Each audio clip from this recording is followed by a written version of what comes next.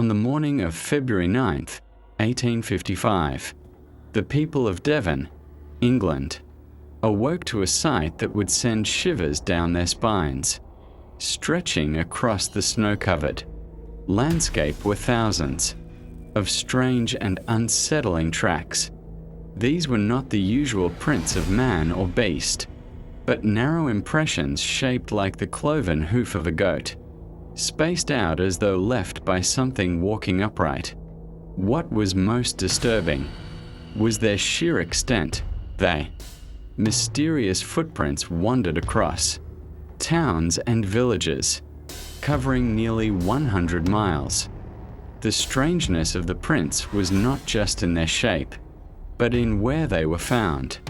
They ran straight through gardens, up the sides of walls, and even across rooftops. They seemed to ignore all natural obstacles, passing through places no human or animal could possibly tread. Some tracks stopped abruptly in the middle of open fields, as if their maker had suddenly vanished into thin air, only to reappear again some distance away. Others reached high barriers, leaving no mark on the surface, yet continued on the other side as if the walker had simply passed through solid matter. Astonishingly, a trail even seemed to march directly across the frozen river Exe, starting on one bank and ending on the opposite side, the snow untouched between. Unsurprisingly, fear swept through the region. Whispers spread quickly, and the explanation many settled on was one that had haunted human imagination for centuries. The devil himself had visited Devon. Tales circulated of a shadowy, haunted figure seen moving through the mist that night. Alarmed villagers armed themselves with guns, clubs, and pitchforks, determined to track the infernal trespasser. But no creature was ever caught. For many, the mystery only deepened their terror, and for weeks afterward, unease lingered in every home. Skeptics, however, sought more earthly explanations.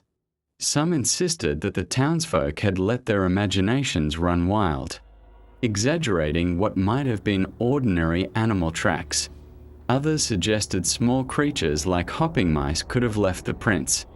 Another theory claimed a balloon may have drifted across the countryside, its dragging rope stamping shapes in the snow.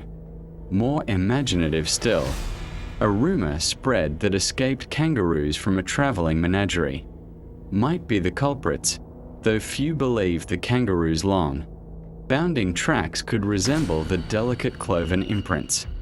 And so, the mystery of the devil's footprints remains unsolved to this day.